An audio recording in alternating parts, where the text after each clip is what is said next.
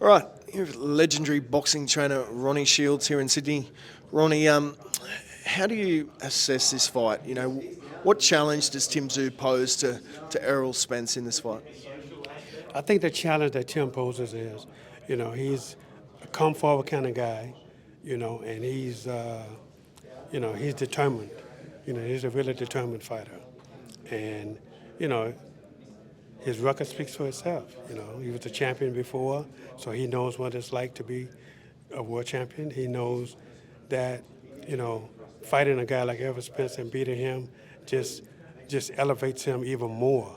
So this is why this fight is going to be a tough fight. How have you seen Tim Tszyu's career? How did you assess the Tony Harrison win, Brian Mendoza, and then those Fondora losses, the Buckram losses? What's your sort of read on Tim Tszyu? Well, I mean, just like any other fighter, you have your ups and downs, but it all depends on how you come back, and Tim has shown he's able to come back. He's lost, but he's come back. He's come back even stronger at some points. So, this is why you can't take a guy like him lightly because, he has the resilience to want to do better. What do you see Errol's path to victory in this fight? Does he need to box? Does he need to work off that jab? Or can he put a beat down on Tim Tszyu? How's Errol approaching this fight? Well, our training has been really great. We've had a great training camp. And we have to do everything. We have to do both. We have to box him, and then when it's time to get it and mix it up, we have to do that too. So we have to do both. It's not just one thing to beat a guy like Tim Tszyu, and the most important thing is Errol's in great shape, and he's ready to go. A lot of talk about this move to 160 for this fight. In your opinion, who does it benefit more, Errol Spence or Tim Tszyu? Neither one.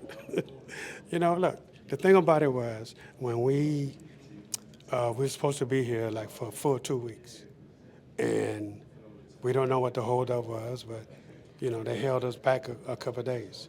So he said, you know what, that's gonna cost him 2 pounds. Yeah. So now, I don't want to kill myself, so you're gonna make this fight at 160. But really, 158 is not a weight class anyway. So, you either fight at 154 or you fight at 160. Yeah. What's the Errol Spence that you got when you first started training him? Was he what you expected? Did you see any, damage from that Crawford fight? What sort of shape is Errol Spence in? Errol Spence is in great shape. I told him from the very first day he called me. I say, the first week I'm gonna put you through hell, and if you can handle that, then me and you have a deal that I'll train you. And we did. I put him through hell, and he handled it very well. And I think the misunderstanding about Errol Spence is people don't realize that he'd been training for 3 years. Just because he was off, he didn't fight for 3 years. He was training for 3 years. He never stopped training. He never stopped his conditioning. He never stopped his running. He never stopped any of that. He wasn't a guy that after 3 years came to me 100 pounds overweight.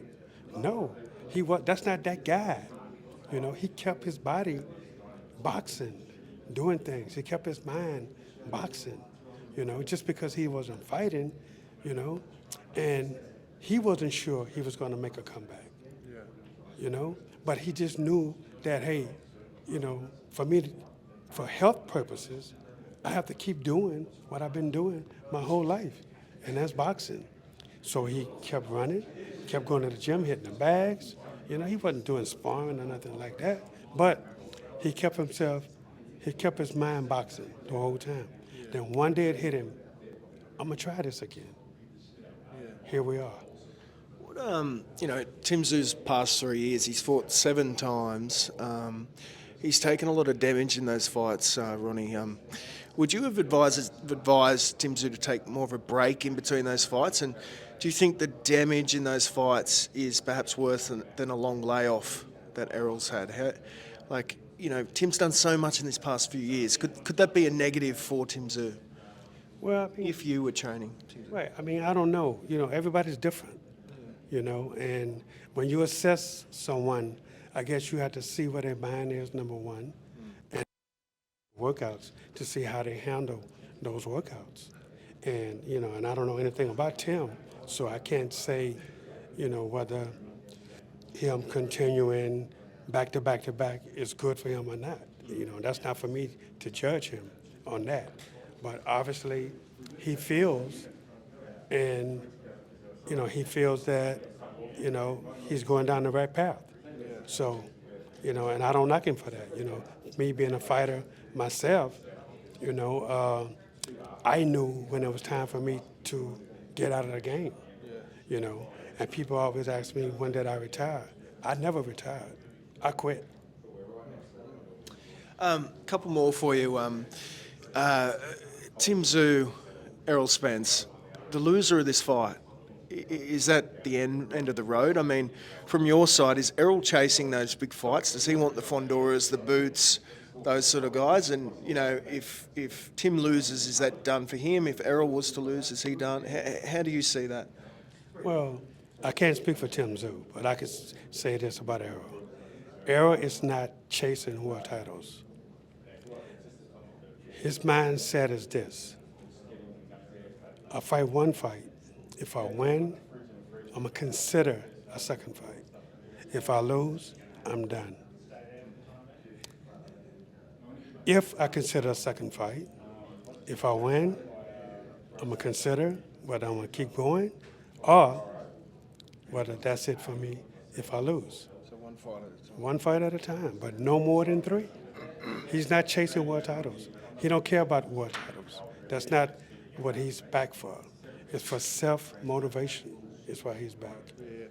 Last one, obviously talking to legendary figures in the sport like yourself, your greatest achievement as a trainer? I mean, you've trained so many guys over the years.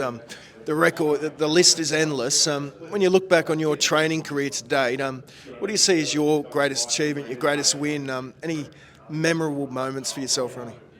Man, I have a lot of great memories, and I got a lot of great wins. So just picking one over the other, that's kind of tough. That's really hard. But I would say, I had this young kid, he's from Mexico. His name was Ivan Choco Hernandez.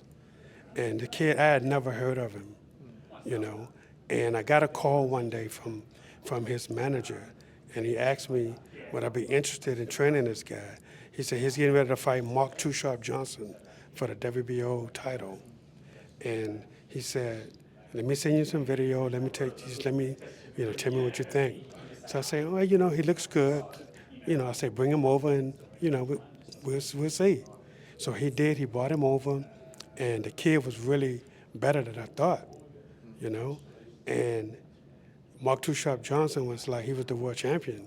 And so I said, you know what, it's a tough fight, but, we can work and see what we can do, And we end up fighting Mark Too Sharp Johnson and winning the world title. So that has to probably be one of the most satisfying victories for me. Yeah. Maybe just one more. What have you made of Tim Tszyu's decision to team up Jeff Fenech for this fight? Say it again? What have you made of Tim Tsz유's choice of Jeff Fenech as his trainer in this fight? Well, Jeff Fenech is an icon in the sport. He was a very good fighter. He was a world champion. So why not? Experience it means a lot in this sport, and motivation means a lot. So I'm sure Tim is getting a lot of motivation from a guy like Jeff Fenech, and Jeff was a great fighter, so why not? If I was Tim, I probably would have got him too. All right, mate. Appreciate your time. Thanks so much. Appreciate it. Thank you.